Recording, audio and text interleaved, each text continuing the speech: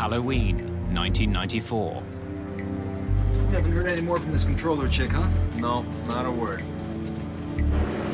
A commuter plane circles outside Chicago, waiting for clearance to land. Eagle Flight 184, descend and maintain 8,000.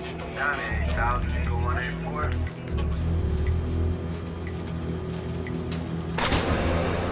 Without warning, the controls snap to the right.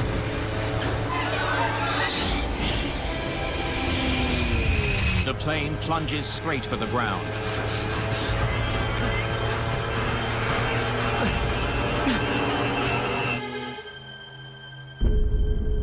The behavior of the crew and the air traffic controllers would be examined. Pilots would question the safety of an airplane.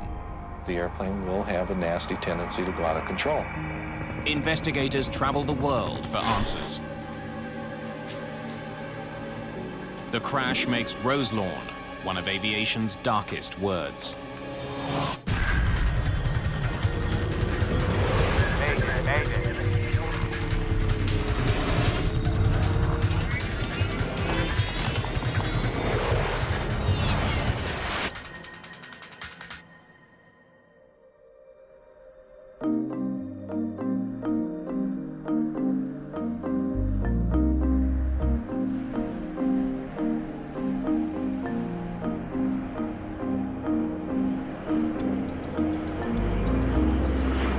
It's mid-afternoon on October the 31st, 1994.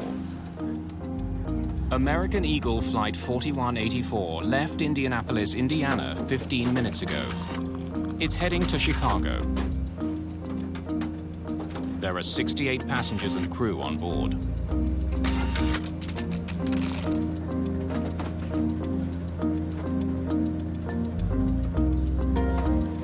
Happy Halloween, cowboy.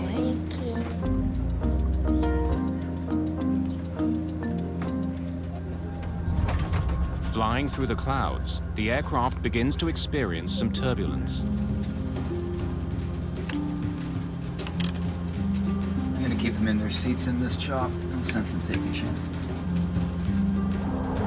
Captain Orlando Aguiar is in command of today's flight. It's supposed to be his day off. He volunteered for this flight to make extra money. His wife is expecting their second child. Let's see if we can get above this. Center, any chance Flight 184 can climb to 16,000? Eagle Flight 184, maintain 6,000. First Officer Jeff Gagliano is handling the flying duties on this leg of the flight. He programs the autopilot to climb to a less turbulent altitude. Jeff actually was working on his dad's ranch in Wisconsin just before he came in for that trip on Halloween that day. Getting on a horse or getting in an airplane, those were two of the things that Jeff loved most.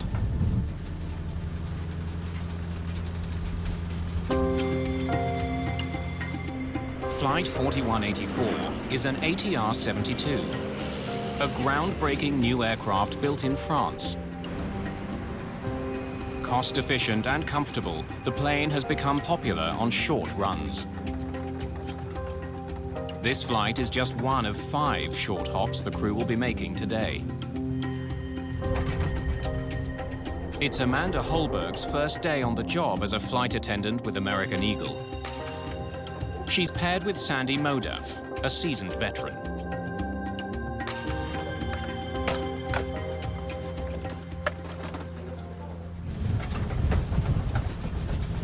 Aguiar and Gagliano have flown this route countless times and know it by heart.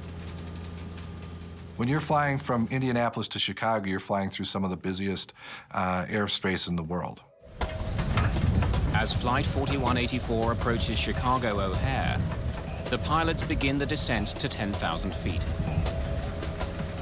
Chicago Center, we have discretion down to 10,000. We're on our way down now. Eagle 184, right.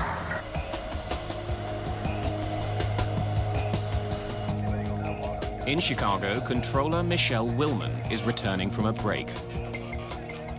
The trainee controller is still working under the supervision of a monitor. She's told that traffic into O'Hare is facing potential delays because of weather. She will have to be prepared to put some flights on hold. Operations into and out of O'Hare are handled on a priority basis. It's not necessarily a first-come, first-served basis. International flights arriving to O'Hare because of their fuel status get priority, and then the turboprops come in at the end. Eagle 184, hold southeast on Victor 7. Chicago Center, roger. Hold southeast on Victor 7. Eagle 184.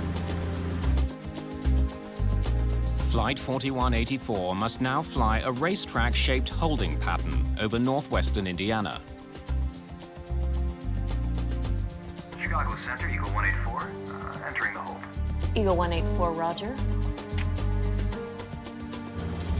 Aguiar programs the autopilot to keep the plane circling at 10,000 feet.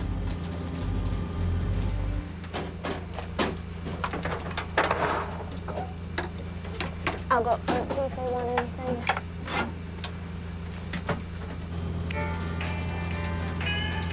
The crew has little to do as they wait for air traffic controllers to give them permission to land.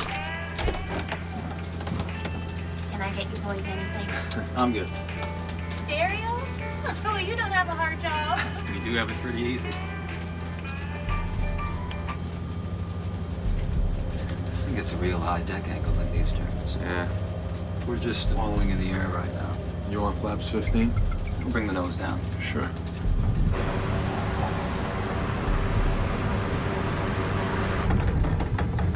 I guess Sandy's going ooh now.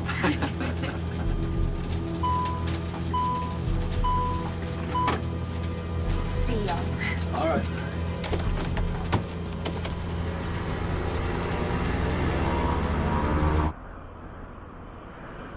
The crew needs to let the airline know about their delay. It could affect the rest of the day's schedule.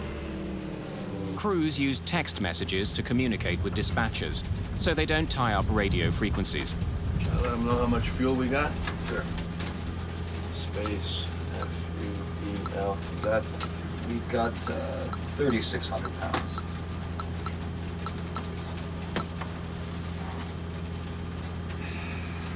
Well, folks, once again, this is the captain. I do regret to inform you that air traffic control has put us into a holding pattern up here.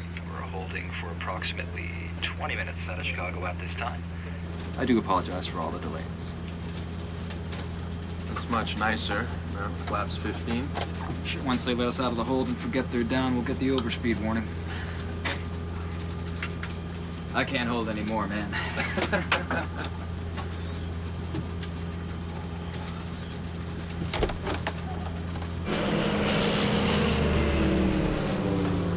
Just doing circles up here, yep. Yeah, we got plenty of gas. We can be up here. Here for a long while. Hey, bro. Yeah. Getting busy with the ladies back here. Oh. Yeah, so if I don't make it up there, say the next... 15, 20 minutes. You know why. Okay, when we get closer To the touchdown, I'll give you a ring. Oh, no, I'll be up right now.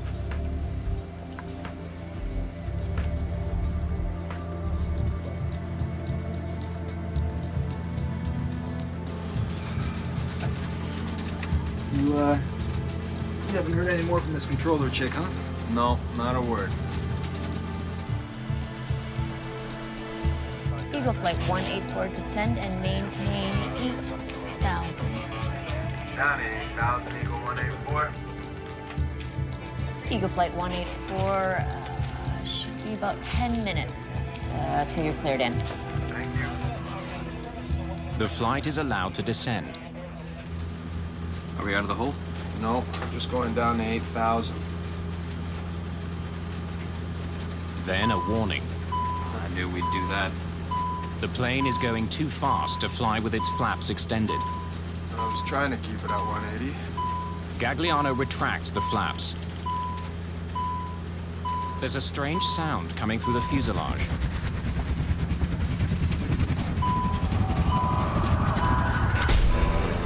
Suddenly, the control column turns sharply to the right.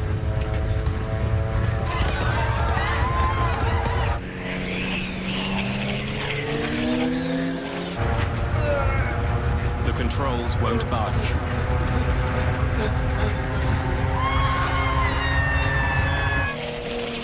The plane is falling from the sky. The pilots begin to recover control.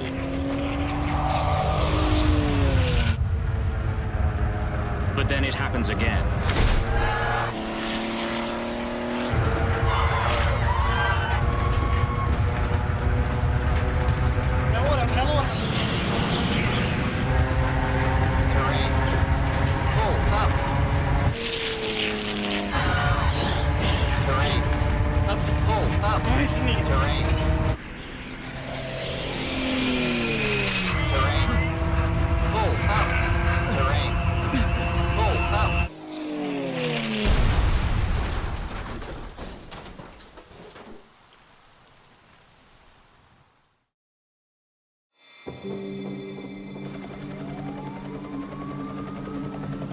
It was coming down too steep to even try to land.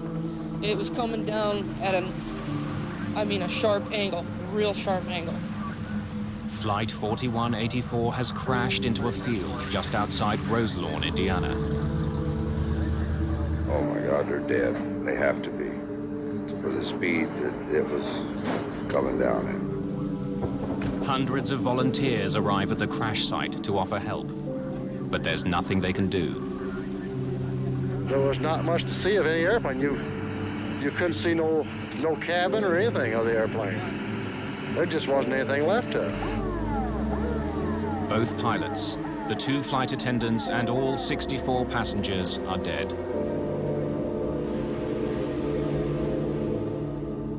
The Roselawn crash would soon become one of the most important accidents in aviation history. It will lead investigators to new conclusions about a string of older crashes.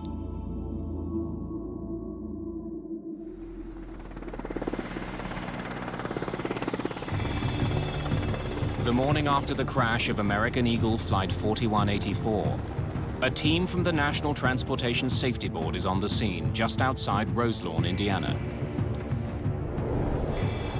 Greg Fife is the lead investigator.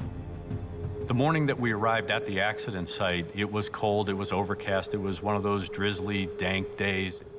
All you could smell was the Jet A or the kerosene fuel, and because it was muddy and wet, you had that odor or that aroma of dirt. And so with all of those smells, that really evokes some emotion there. And now you have to walk through that field and actually start to do your job. The crash site is soaked in jet fuel and hydraulic fluid. Human remains are scattered everywhere. The site is declared a biohazard. With 4184 was one of those types of accidents where there was very little left of the airplane. Investigators know that the way the wreckage is spread out can tell them how the plane hit the ground. Because there was a fan-shaped debris pattern and it was spread out over a very large area, we knew that the impact was very shallow but at a very high speed.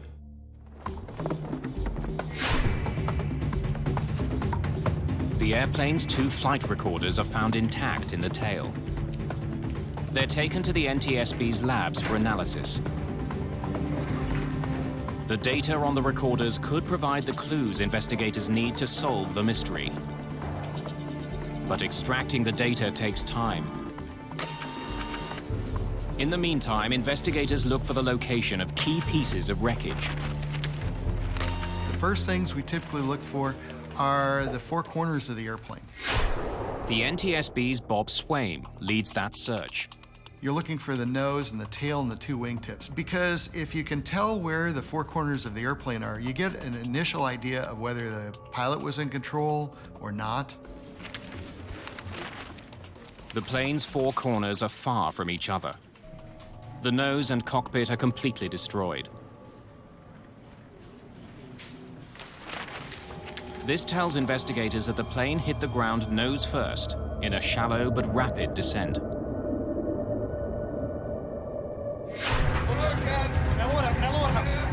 The fact that the plane wasn't in a steep descent on impact indicates that the pilots had some control in the final seconds before the crash. They just ran out of room to pull up.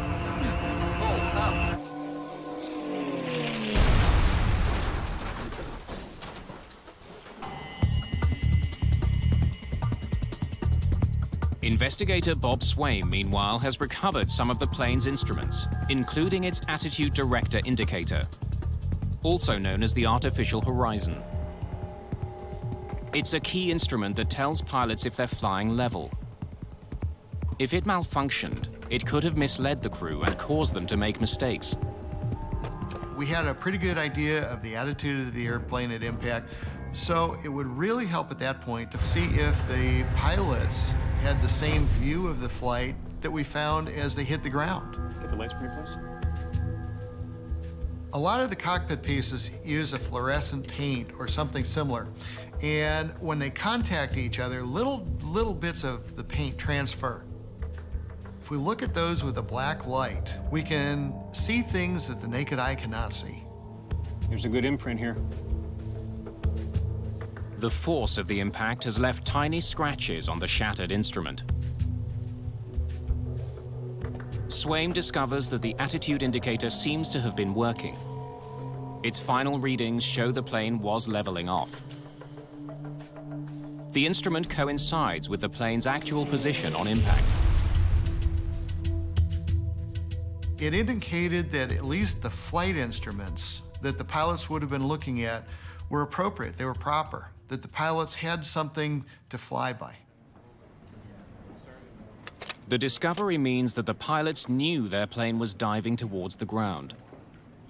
Investigator Greg Fife is getting a clearer picture of the flight's final seconds. Now he wants to know about the history of this flight before it fell from the sky. One of the elements of the investigation, of course, was to look at air traffic control.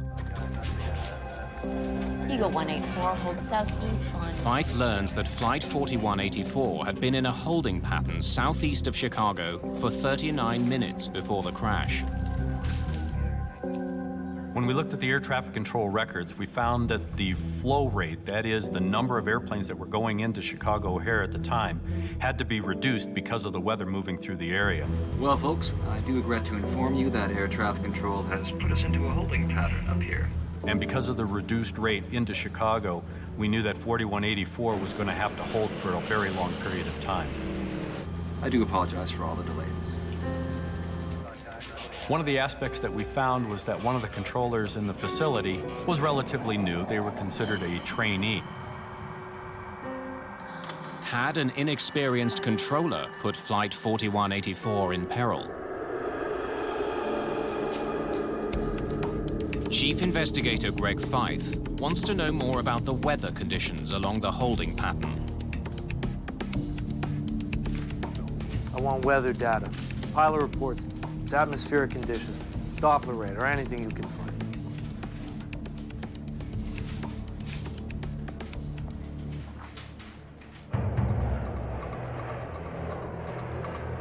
Flight 4184 wasn't the only plane circling O'Hare that day. Several other planes were also on hold.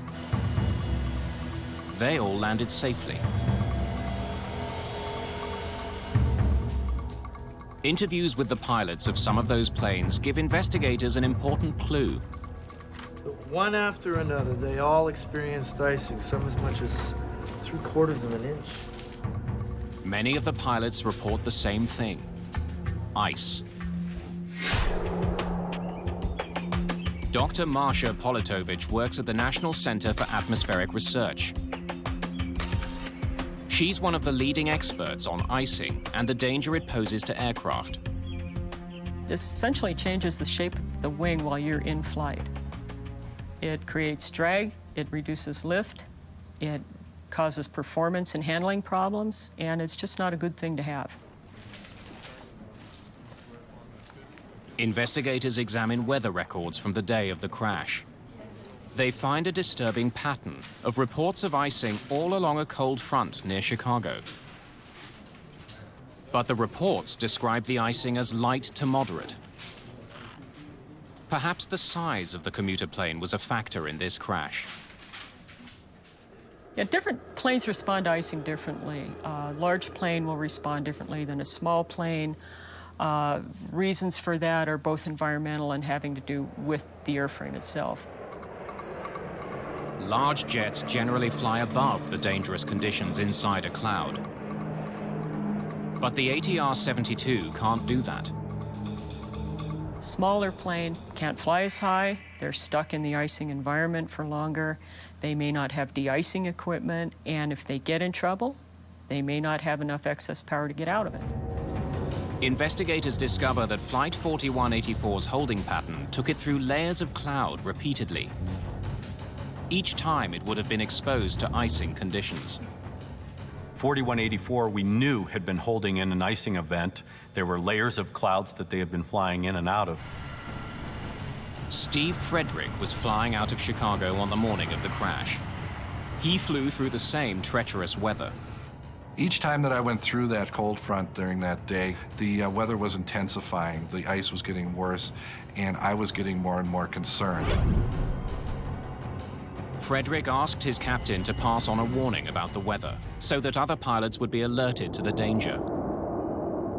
I found out a little bit later that my captain had never warned dispatch, and these pilots never got the warning about the ice that was out there that day.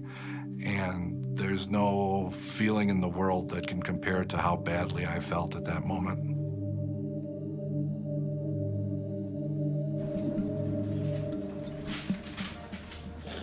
Greg Feith knows that controllers had put several other planes into a holding pattern near Chicago.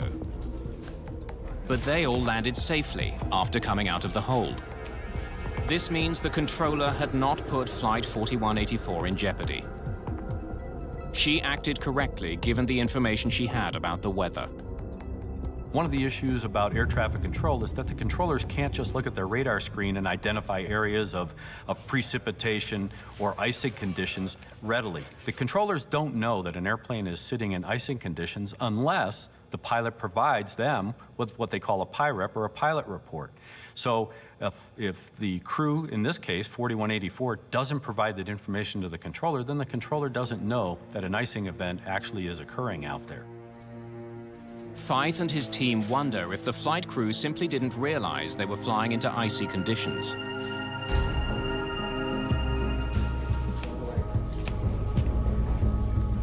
The plane's cockpit voice recorder provides the answer. Can I get you boys anything? I'm good. Cereal? You don't have a hard job. You do have it pretty easy.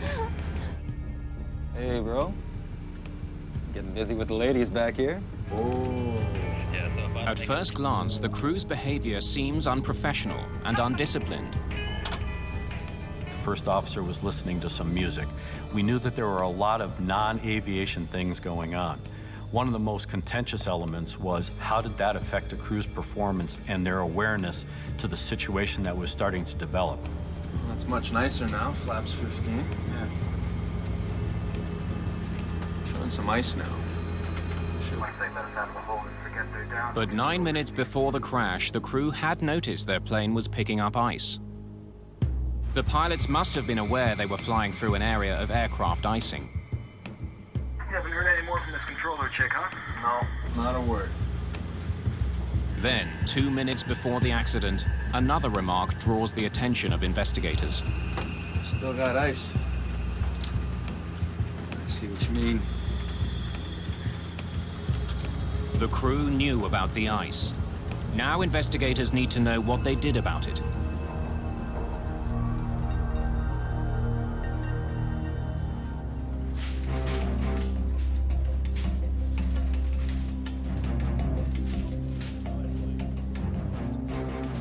The ATR-72 is equipped with sophisticated de-icing devices. It's crucial to know what the crew did about the ice buildup on their wings. This time, the flight data recorder provides the answers. Almost 17 minutes before the crash, something sets off the master caution warning. It could signal a problem in one of the plane's systems. It could also mean the electronic ice detector is picking up the presence of ice. The flight data recorder shows investigators that in response to the alert, Captain Aguiar turned the plane's de-icing system to its maximum setting.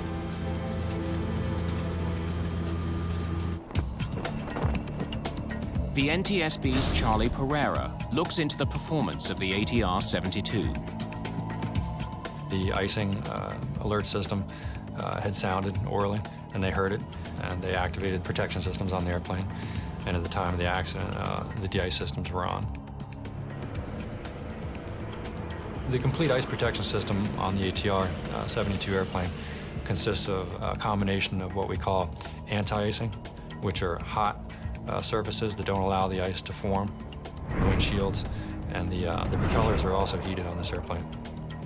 And then they have de-ice systems, which are on the leading edges of the wings, what are called pneumatic boots. They're like rubber inflatable chambers that you blow air into and they expand kind of like a balloon, and that cracks in the ice, and then the ice flies off the airplane. The flight data recorder shows that after he activated his de-icing system, Captain Aguiar also pushed the throttle forward slightly, increasing the plane's speed. This increased the speed of the air moving over the plane's wings, making it harder for ice to settle there. The pilots had done everything they could to deal with ice buildup on the plane. But were the anti-icing systems actually working?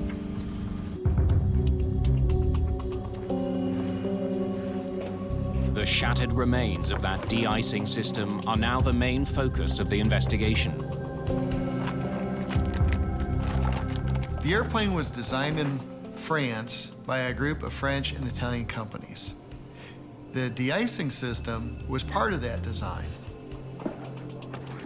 So the components were made by small French vendors who were located around the countryside, and then they were assembled there in Toulouse into the final airplane.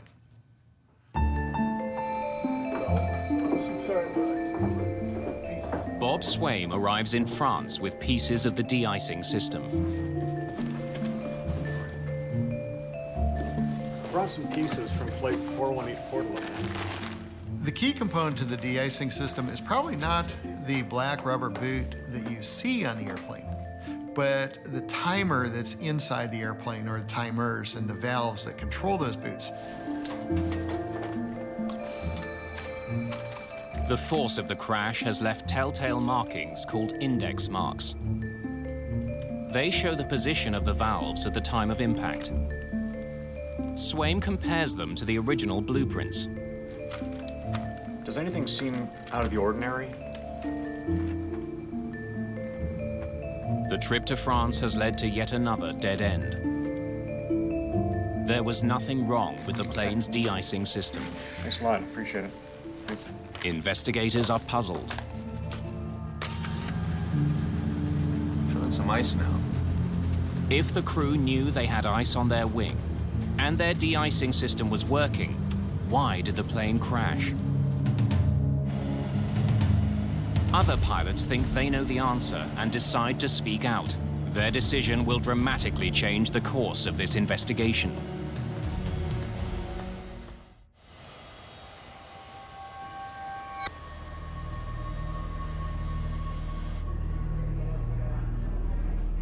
Three weeks after the crash near Roselawn, Indiana, American Eagle pilot Steve Frederick distributes a warning. It says the ATR-72 fleet operated by American Eagle is dangerous in icing conditions. It claims American Eagle pilots have pleaded with the airline and regulators to do something about it, but to no effect. I drafted and distributed a brochure in Chicago O'Hare Airport, which essentially warned people about the problems with the ATR aircraft and made an outreach to the public in order to try and get something done because nothing was happening. Steve Frederick has more than a professional interest in the crash of Flight 4184. Co-pilot Jeff Gagliano was his close friend. They graduated from flight school together. Gagliano's death has hit him hard. He made the comment one time that he would probably wind up dying because of ice in an ATR. And it was eerily prophetic. A month after the crash, pilot frustration over the ATR's airworthiness boils over. A group of a dozen pilots refuse to fly, citing risky weather. The airline is forced to cancel flights. And then Steve Frederick goes one step further. He voices his concerns on a US network morning show. We were told this airplane will try and kill you. If you get too slow in ice, the airplane will have a nasty tendency to go out of control. When I came back to flying after my appearance on Good Morning America, I was summarily suspended without pay.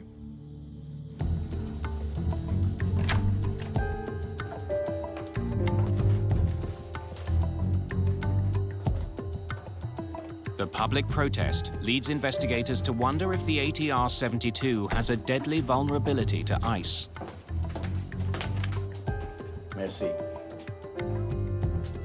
Investigator Charlie Pereira visits the ATR's French manufacturer, Aerospatiale, to learn more about the plane's history. We embarked on a research effort to try to identify all previous ATR 42 and 72 roll control incidents. He finds a disturbing pattern. And about five of those were found to be similar after the fact in our review to the Roselawn case. One such incident took place in December 1988 in Mosinee, Wisconsin. An American Eagle ATR 42 had been preparing to land in icy conditions at Central Wisconsin Airport. The airplane was on approach in severe icing conditions, described as freezing drizzle and freezing rain. Captain Mike Bodak was the pilot that day. We were just on the last two legs of our trip before we'd be done with work.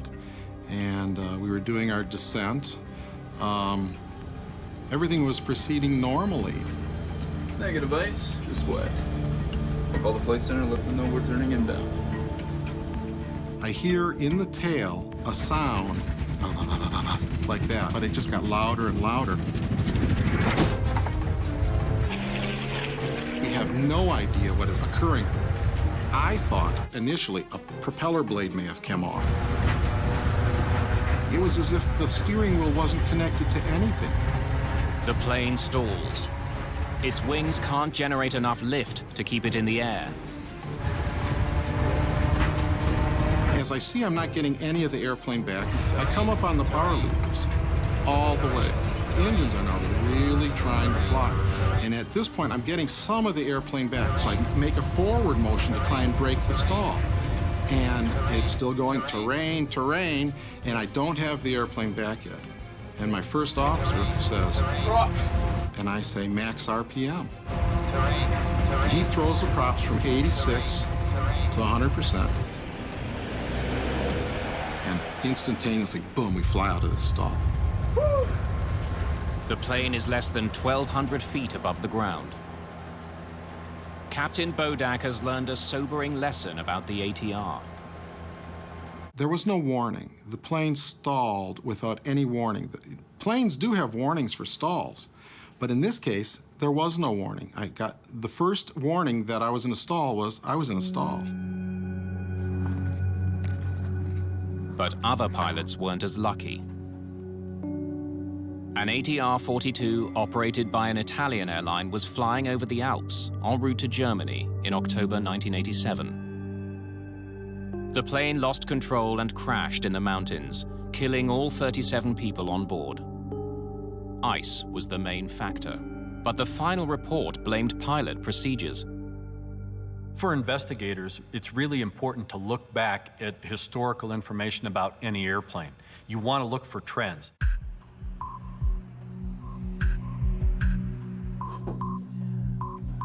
What they would find is a troubling detail with this plane's history.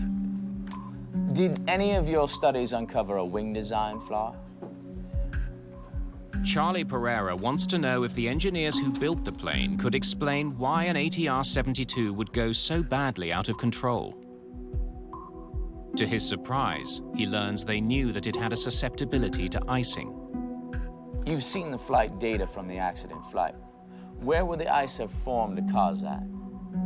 When I asked one of their oldest, most senior aerodynamicists who couldn't speak any English at all, what he thought would be the shape and location of an ice accretion that could cause the behavior that we saw on the flight recorder for the Roselawn airplane. He drew up the airfoil section, a little shape just behind the de-ice boots, and said this was it. And the translation was that this is what will cause this problem. After the de-icing boot. Investigator Charlie Pereira is beginning to understand how ice can affect the wings of the French-built plane. If the ice built up behind the boot, the crew would have no way to clear it. Still got ice. And even a small amount of ice can have a devastating effect on an airplane. Ice can disrupt the smooth movement of air over the wing. But how could so much ice build up behind the boot? Investigators contact Dr. Marsha Politovich for assistance. The NTSB called us to help them analyze weather conditions in this case. Her research shows that the pilots of Flight 4184 likely flew into something they'd never even heard of. Something even more dangerous than ordinary ice. Based on the weather analysis, it looked to us like the kind of icing that plane encountered was from supercooled large drops. Now, large is relative. What we're talking about large here is about the size of a human hair. Supercooled large droplets are about 100 times smaller than a raindrop. They form inside storm clouds when the temperature is near freezing. But the drops don't freeze until they come into contact with something solid, like the wing of an airplane. Conditions that day were ideal for the formation of these tiny freezing droplets. We had all the clues that we needed, a warm cloud top, -8 to -12 degrees C. We had drizzle formation near the top that was probably encouraged by some wind shear near the cloud top, and very little ice in the cloud, from what we could tell. On every lap of its holding pattern, Flight 4184 flew through layers of cloud that hid a small but lethal element. They just put that poor guy in the wrong place at the wrong time.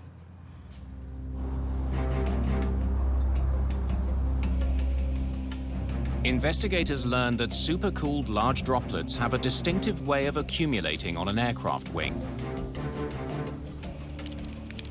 Ordinary ice accumulates on the leading edge of the wing, where de-icing boots can get rid of it easily. But SLD act differently. These supercooled drops hit the wing and slide back over it before freezing. This forms a ridge behind the boots, out of reach of the de-icing system.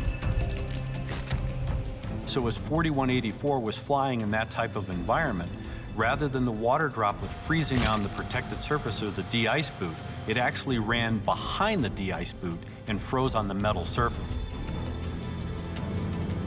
The pilots can't get a good view of their wings from the cockpit. They would have been utterly unaware of the danger taking shape. For the pilots, when they looked out their side window, they would see the outer portion of the wing. They definitely could not see the top of the wing where this ice ridge was starting to form.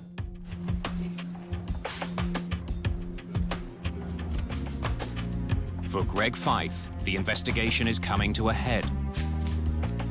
His investigators think they know why Flight 4184 crashed, but they can't prove it. To make matters worse, the plane's manufacturer suggests that the Roselawn crash wasn't caused by an ice buildup, but by poor piloting. The NTSB thought it was an aircraft problem, and the French aircraft manufacturer thought it was a piloted problem and not their particular product.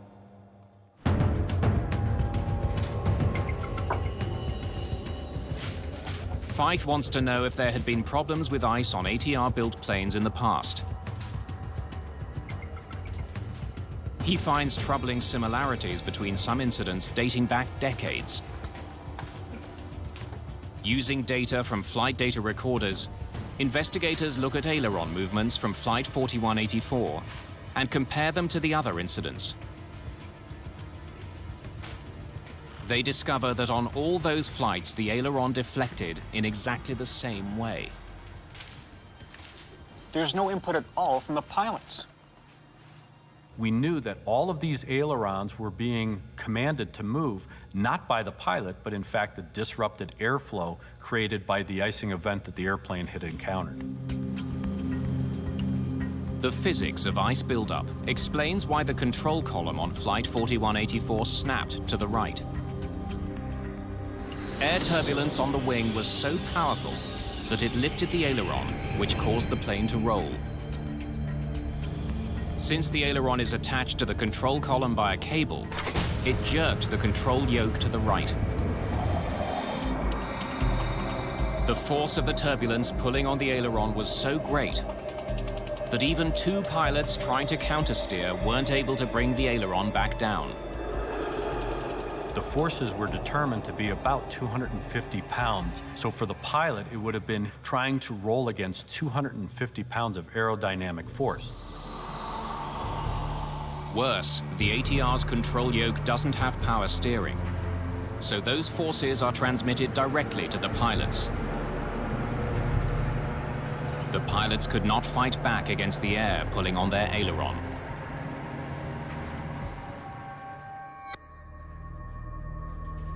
For Chief Investigator Greg Fife, supercooled water droplets that left a ridge of ice on the wings are now the prime suspect. But how to prove it? Now the real analysis began because we had to understand what was going on in flight with the airplane. We had good flight data recorder information. It only told us what happened, didn't tell us why it happened. We had to try and model this icing event some way. At the time of the crash, NASA was just beginning to study the effect of supercooled large droplets on airplanes. Back in 1994, pilots didn't know what SLD or supercooled large droplets were. There was very little information in the pilot community, and there was actually very little information in the aviation industry about SLD.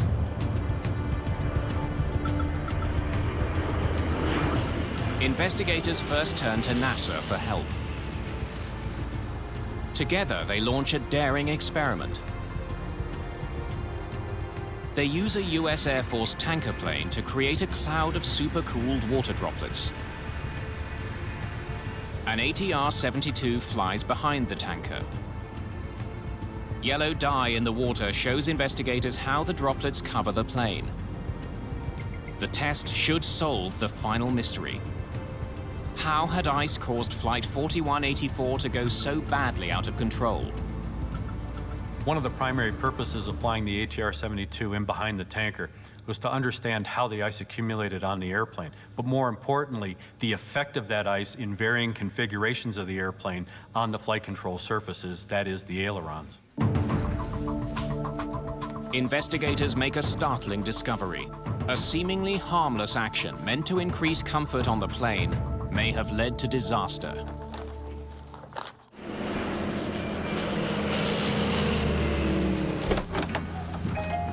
Can I get you boys anything? I'm good. While American Eagle Flight 4184 was holding, Captain Orlando Aguiar notices that the nose is tipped quite high. This thing gets a real high deck angle in these turbines. Yeah. Captain Aguiar knows that the plane's high nose angle was producing an uncomfortable tilt in the passenger cabin.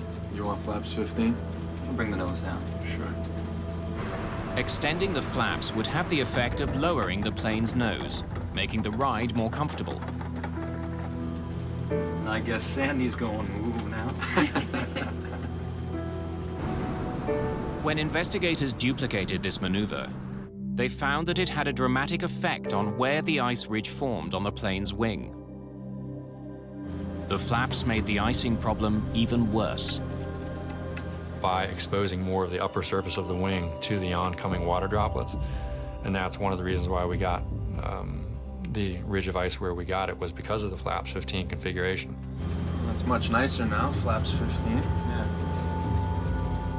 The crew of Flight 4184 is unaware that a ridge of ice, more than a centimeter high, has built up on the surface of their wings.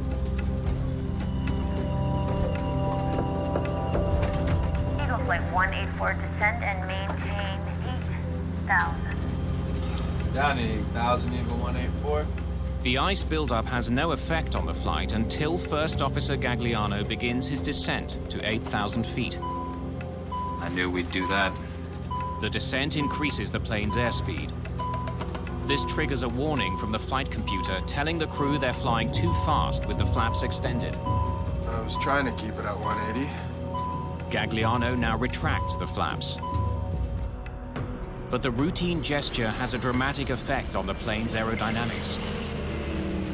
When they retracted the flaps, as they started their descent down to 8,000 feet, the airplane pitched back up into a very nose-high attitude.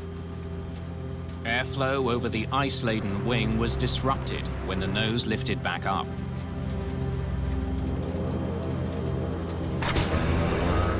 That created the turbulence that pulled up the ailerons, sending the plane into a roll.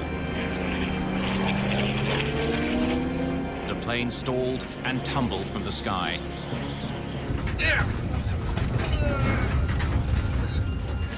Had this crew had about 2,000 to 3,000 more feet of altitude, there's a high probability that they would have been able to salvage or recover the airplane before it struck the ground.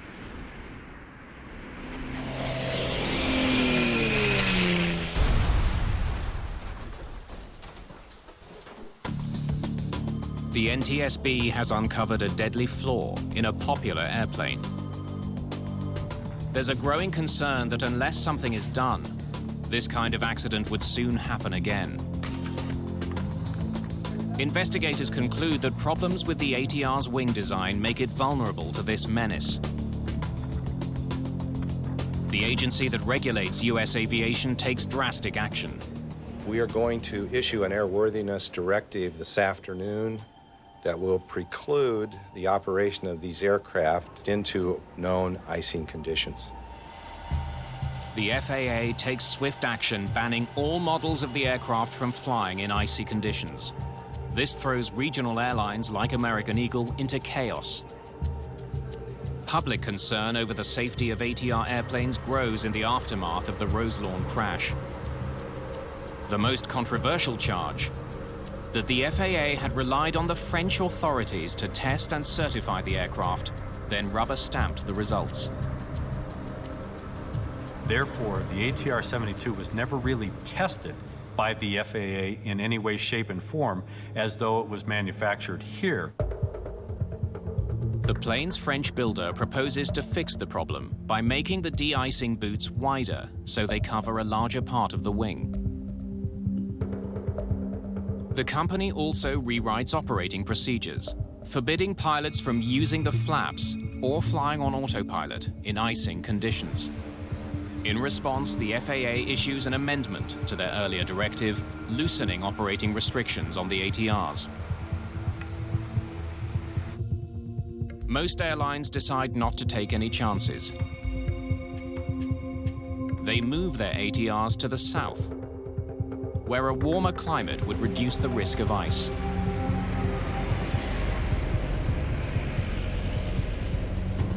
The crash at Roselawn set off a flurry of new research into aircraft icing and the conditions that produce it. There's a lot of weather data out there. Satellites, radars, surface obs, and it just keeps getting bigger and bigger, the collection of data. New techniques in forecasting are being developed to show pilots where icing is likely to occur and help them avoid it. But we're working on ways to get it to the people who need it. Dispatchers at airlines, meteorologists at airlines, and now even into the cockpit itself. Many of those changes will take time to come into effect. Pilots like Steve Frederick think that time will cost lives. The problem that exists is that there is no technology available today to the pilots or anyone on the ground to accurately forecast or predict where these situations of bad ice are going to occur. Once these airplanes have been exposed to the bad ice, it's too late because these are no longer airline pilots, they're test pilots. And that airplane can fall out from under them and their passengers without any warning and in the blink of an eye.